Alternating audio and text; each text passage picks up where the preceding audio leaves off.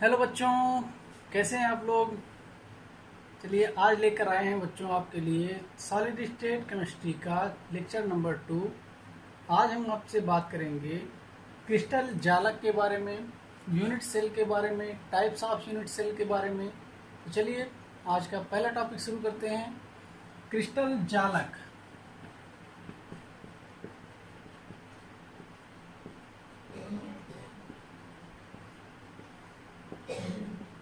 जिसको इंग्लिश में crystal lattice भी बोला जाता है।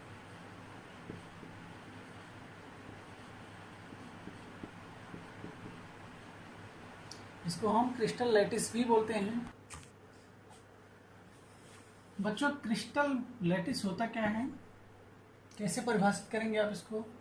क्रिस्टल में घटक कणों,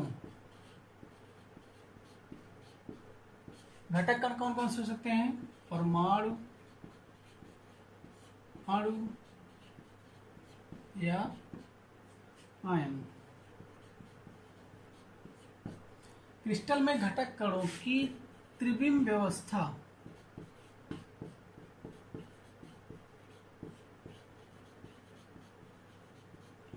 को क्रिस्टल जालक कहते हैं।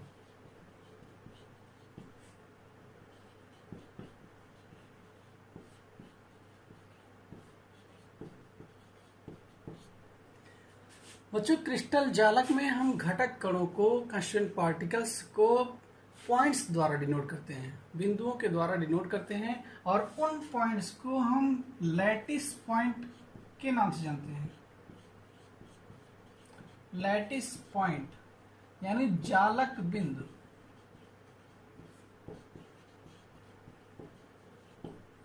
ठीक, क्रिस्टल में घटक कणों की त्रिविम व्यवस्था को ही क्रिस्टल जालक कहते हैं।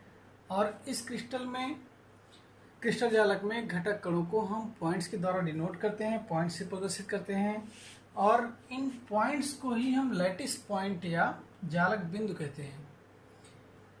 दूसरा हमारा टॉपिक है यूनिट सेल, इकाई सेल।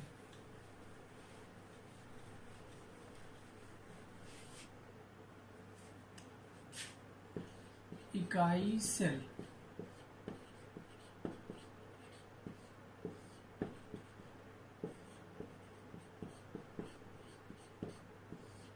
Unit cell. बच्चों, इकाई सेल किसी भी क्रिस्टल सिस्टम का वो स्मॉलेस्ट यूनिट होता है, सबसे छोटे से छोटा यूनिट होता है, जिसको तीनों बीमाओं में, जिसको 3 डायमेंशन में बार बार दोहराने से किसी क्रिस्टल सिस्टम का, किसी क्रिस्टल जालक का निर्माण होता है। वो यूनिट, वो स्मॉलेस्ट यूनिट आपकी इकाई सेल कहलाती है। तो आप परिभाषा लिखो इसकी। इकाई सेल क्रिस्टल का वह सूक्ष्मतम, क्रिस्टल का वह सूक्ष्मतम जालक बिंदुओं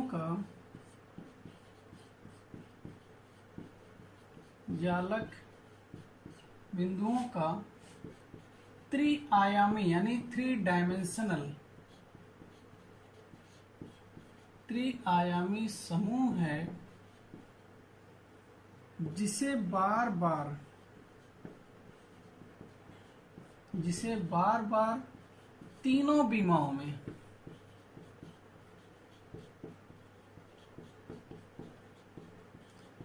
दोहराने से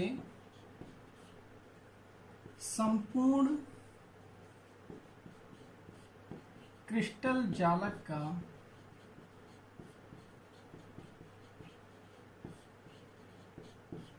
निर्माण होता है।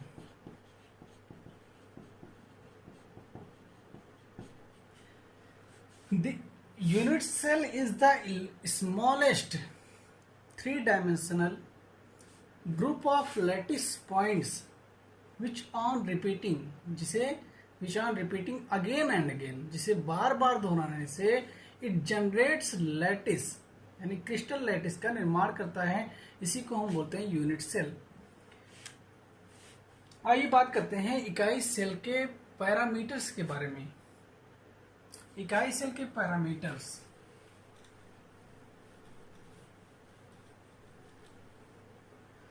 बच्चों, पैरामीटर जानने से पहले हम देख लें लैटिस होता क्या है और इकाई सेल क्या होता है। तो आप हमारे साथ इस फिगर को ध्यान से देखिएगा।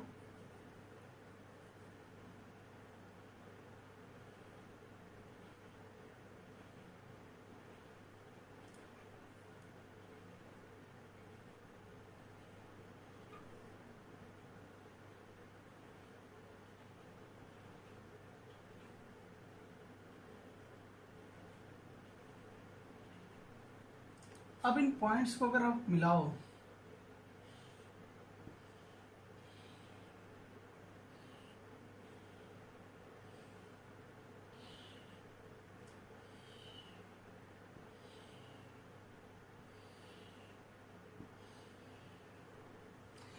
इन पॉइंट्स को मिलाने के बाद बच्चों, जो आपका ये क्यूब बना, यही आपकी ये क्यूब यूनिट सेल होती है। यही क्यूब आपकी इकाई सेल होती है। और इसी यूनिट सेल को अगर हम आगे तक बढ़ा दें, यानी तीनों विमाओं में अगर हम बढ़ा दें इसको, तो ये हमारे क्रिस्टल लैटिस का निर्माण करेगी। ये हमारे क्रिस्टल जालक का निर्माण करेगी। ये यूनिट आप आगे बढ़ाते जाओ तीनों विमाओं में, ऊपर भी, नीचे भी, दाएं भी, बाएं भी, तो आपके क्रिस्टल लैटिस का जनरेशन हो जाता है। ये बिंदु जिनको मिलाने से आप यूनिट सेल का फॉर्मेशन कर रहे हो, जिससे यूनिट सेल का निर्माण हो रहा है, यही बिंदु आपके जालक बिंदु कहलाते हैं। क्या कहलाते हैं? जालक बिंदु। समझ में आया बच्चों आप लोगों को? चलिए, तो बच्चों यूनिट सेल जो होता है वो एक छोटे से छोटा 3 डायमेंशनल यूनिट होता है, जिससे आप बार बार तीनों विमाओं में दोहराने से एक क्रिस्टल सिस्टम यानी क्रिस्टल लैटिस का निर्माण करते हैं। यूनिट सेल कहलाता है। जैसे बच्चों, घर बनता है किसके द्वारा? ईंट से। तो ईंट उसके लिए यूनिट सेल है और पूरा बना हुआ घर उसके लिए पूरा क्रिस्टल लैटिस है। शरीर का निर्माण होता है कोशिकाओं के द्वारा। तो कोशिकाएं क्या हैं? कोशिकाएं आपके लिए यूनिट सेल हैं आपकी बॉडी के लिए, और पूरा शरीर आपका क्रिस्टल लैटिस है। तो चलिए बच्चों, बात करते हैं यूनिट सेल के पैरामीटर्स के बारे में।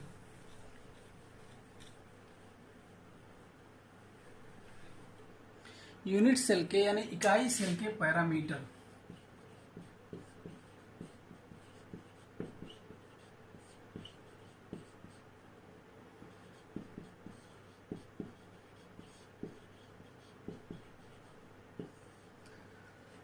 पैरामीटर क्या होता है बच्चों? जिसके द्वारा हम किसी चीज के बारे में जान सकते हैं, जिसके बारे में किसी चीज, उस बिंदुओं के सहायता से या उस टूल की मदद से हम उस सिस्टम के बारे में कुछ जान सकते हैं, कुछ पता कर सकते हैं।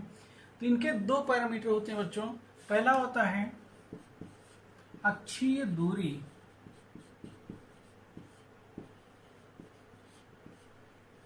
अक्षीय दूरी कौन सी होगी? एक्स और वाई और जेड एक्सिस पे। और दूसरी होती है हमारी अक्षीय कोण, यानी उन अक्षों के बीच में, एक्स वाई और जेड अक्षों के बीच में एंगल जो बन रहा होगा। तो देखते हैं, आप एक इकाई सेल का निर्माण करिए।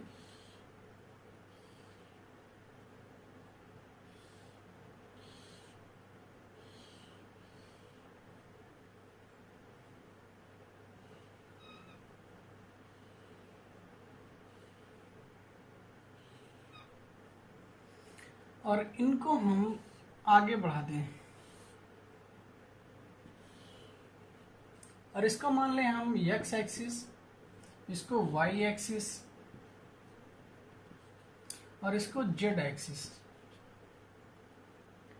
इस दूरी को मान लें स्मॉल ए, इस दूरी को मान लें हम स्मॉल बी, और इस दूरी को मान लें हम स्मॉल सी। ये हो गई हमारी अक्षीय दूरियां। ए के सामने यानी वाई और जेड एक्सिस के बीच में बनने वाला कोण अल्फा, बी के सामने यानी जेड और एक्स एक्सिस के बीच में बनने वाला कोण बीटा, और सी के सामने यानी एक्स और वाई एक्सिस के बीच में बनने वाला कोण गामा। बच्चों ये है इकाई सेल के पैरामीटर, और इन पैरामीटर्स के आधार पर हम क्रिस्टल सिस्टम को 7 प्रकार से बना सकते हैं। यानी कहने का मतलब हमारे पास कुल 7 प्रकार के क्रिस्टल सिस्टम होते हैं। पहले आप देखते हैं टाइप्स ऑफ यूनिट सेल।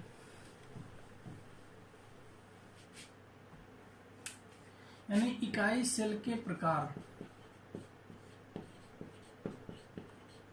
इकाई सेल के प्रकार। तो पहली हमारी इकाई सेल है मौलिक सेल।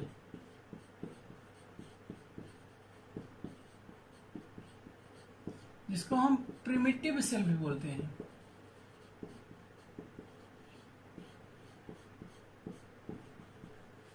प्रिमिटिव सेल भी बोलते हैं या मौलिक सेल कहते हैं।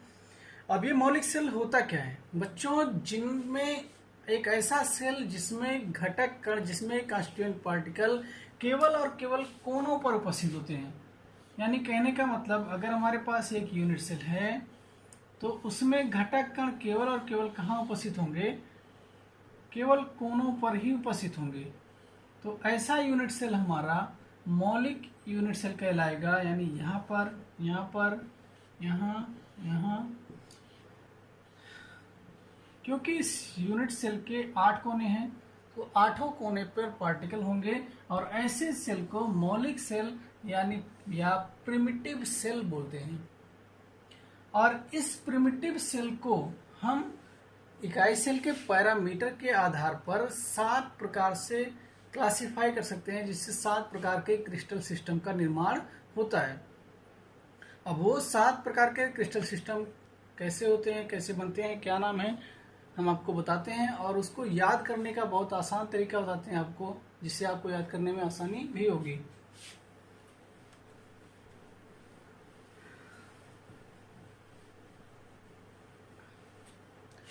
तो बच्चों इसको याद करने का बहुत ही आसान तरीका है। एक फॉर्मूला टाइप बना लीजिएगा, C₂HMT।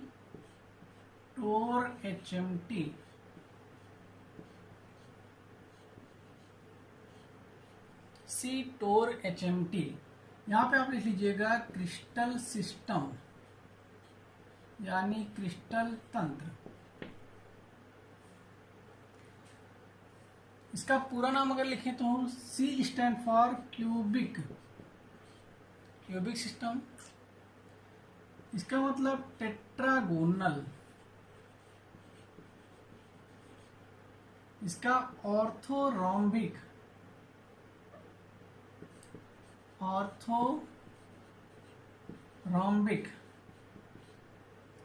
रोम्बोहेड्रल,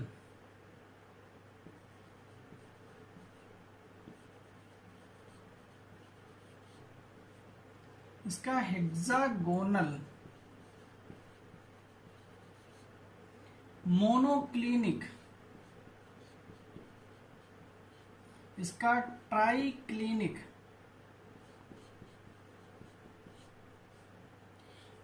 इनकी अगर बच्चों एज की बात करें यानी कोर की लंबाई यानी अक्षीय दूरी,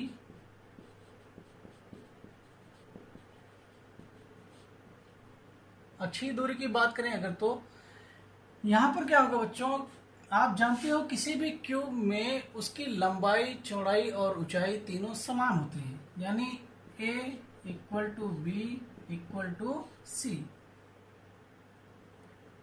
टेट्रागोनल में आप क्या करोगे, आप A = B but B ≠ C।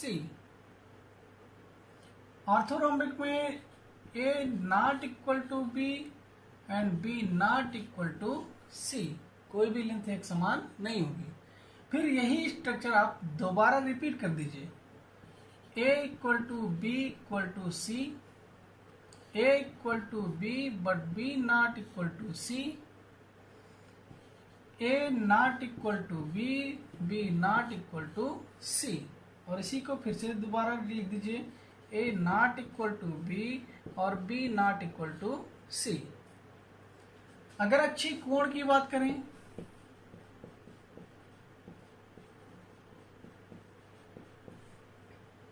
अच्छी कोण क्या होगा? अच्छी कोण के लिए बहुत ही सिंपल सा ट्रिक है, alpha equal to beta equal to gamma equal to 90 degree. क्योंकि क्यूब में तीनों लेंथ समान होती हैं और तीनों लेंथ समान होंगी तो उनके एंगल भी समान होंगे। टेट्रागोनल में alpha equal to beta equal to gamma equal to 90 degree. यही चीज फिर से रिपीट करिए, alpha equal to beta equal to gamma equal to 90 degree. लेकिन रोम्बोहेड्रल में अल्फा इक्वल होगा बीटा के बट और बीटा इक्वल होगा गामा के, लेकिन ये 90 डिग्री नहीं होंगे।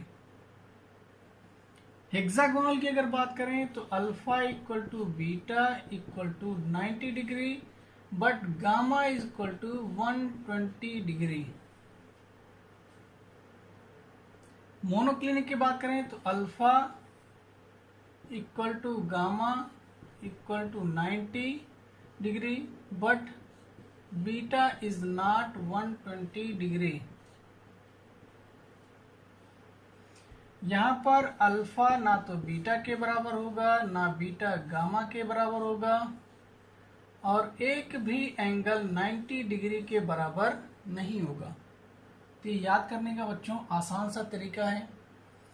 ये क्रिस्टल सिस्टम 7 प्रकार के क्रिस्टल सिस्टम मिल करके 14 प्रकार के क्रिस्टल सिस्टम का निर्माण करते हैं। 14 प्रकार के यूनिट सेल का निर्माण करते हैं, जिनको हम याद करने का तरीका बताते हैं आपको। तो क्यूबिक जो होता है हमारा, ये 3 प्रकार के क्रिस्टल सिस्टम बनाता है। टेट्रागोनल 2 प्रकार के बनाता है, ये 4 प्रकार का बनाता है। रोम्बोहेड्रल 1 प्रकार का बनाता है। हेक्सागोनल 1 बनाता है। मोनोक्लिनिक 2 प्रकार के बनाता है और ट्राइक्लिनिक 1 बनाता है। इस तरह से अगर आप जोड़ोगे तो 3 2 5 4 9 1 10 11 12 13 14 प्रकार के क्रिस्टल सिस्टम बन गए, जिनको हम ब्रेवियस लैटिस के नाम से जानते हैं। और ये ब्रेवियस लैटिस आपके सिलेबस में नहीं है, तो आपको अभी नहीं पढ़ना है। चलिए बच्चों आगे चलते हैं, अब देखते हैं और टाइप्स ऑफ यूनिट सेल।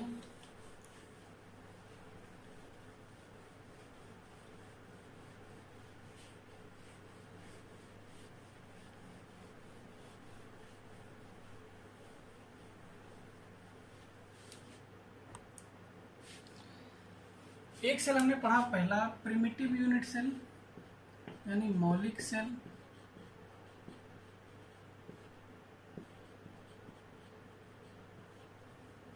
या इसी को सरल इकाई सेल बोलते हैं।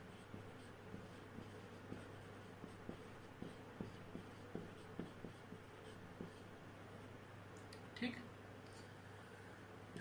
प्रिमिटिव सेल भी बोलते हैं।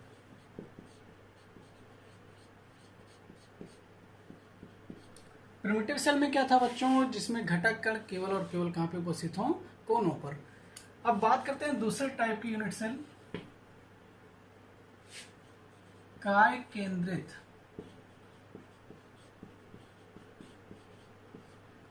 केंद्रित इकाई सेल।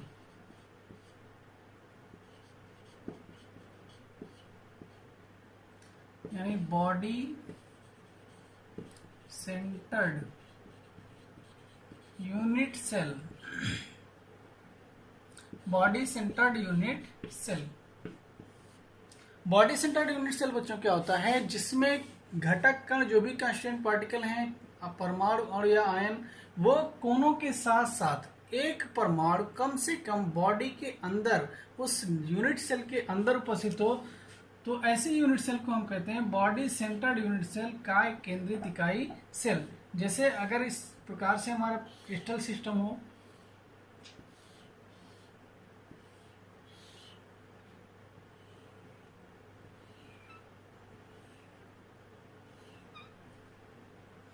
इसमें घटक कण कोनों पर तो उपस्थित हो ही, लेकिन कोनों के साथ एक कण कम से कम बॉडी के सेंटर पे हो, यानी बॉडी के बीचों बीच अंदर हो। तो ऐसे यूनिट सेल को हम बोलते हैं काय केंद्रित इकाई सेल, यानी बॉडी सेंटर्ड यूनिट सेल, और इसको शॉर्ट में BCU लिखते हैं, यानी body centred unit cell, BCC। तीसरा टाइप है हमारे पास फलक केंद्रित इकाई सेल।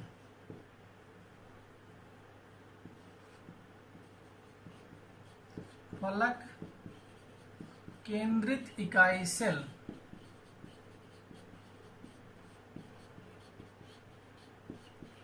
फलक केंद्रित इकाई सेल, यानी इसको बोलते हैं फेस सेंटर्ड यूनिट सेल।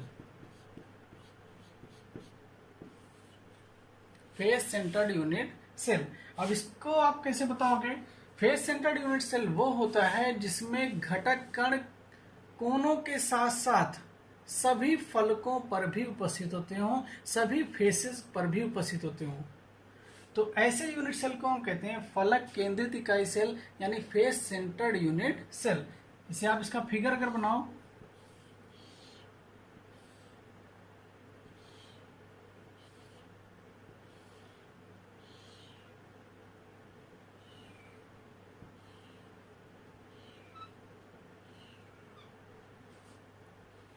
तो 8 कोनों पर परमाणु बना दो पहले, जो चीज हर यूनिट सेल में कॉमन है, यानी कोनों पर तो परमाणु होने ही है। अब इस कोनों के बाद अब देखिए आप, इस यूनिट सेल के 6 फेस हैं। एक फेस ये हो गया, दूसरा ये फेस हो गया, तीसरा ये हो गया, चौथा ये, पांचवा ये फेस हो गया, और छठा ये फेस हो गया। इन सभी फेसेस के मध्य में, यानी फलक के केंद्र में एक एक परमाणु उपस्थित होगा, और इस प्रकार से बने यूनिट सेल को हम कहते हैं फलक केंद्रित इकाई सेल, यानी फेस सेंटर्ड यूनिट सेल। आई बात समझ में? और चौथी और लास्ट जो कि हमारे पास है अंतः केंद्रित इकाई सेल, यानी एंड सेंटर्ड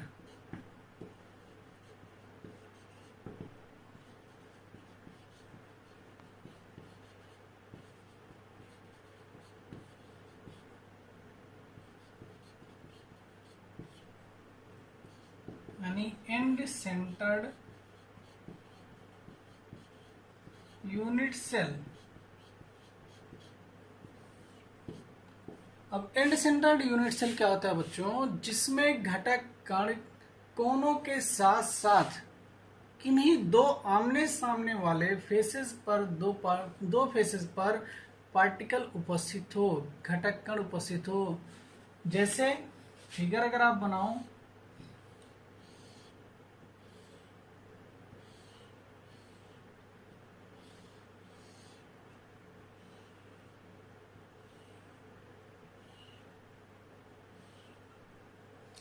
तो घटक कण सभी कोणों पर होने के साथ किसी भी दो फलक पे, जो कि आमने सामने हो, चाहे अगर इस पे होगा तो इस पे होगा, अगर इस पे है तो इस पे होगा, अगर इस फेस पे है तो इस फेस पे होगा। मान लेते हैं अगर आप यहाँ पर हैं तो इसके ठीक सामने वाले फेस पे दूसरा पार्टिकल है। तो ऐसे यूनिट सेल को हम कहते हैं एंड सेंटर्ड यूनिट सेल, जिसमें घटक कण केवल कोनों पर उपस्थित न हो, कोनों के साथ साथ किसी दो आमने सामने वाले फलक के केंद्र पर भी उपस्थित हों। ऐसे यूनिट सेल को हम कहते हैं एंड सेंटर्ड यूनिट सेल, यानी अंतः केंद्रित यूनिट सेल, इकाई सेल। तो बच्चों कैसा लगा वीडियो आपको? जैसा भी लगा हो आप कमेंट बॉक्स में ज़रूर बताइए, और चैनल को सब्सक्राइब करिए, लाइक करिए वीडियो को, और शेयर करिए। Thank you, have a nice day.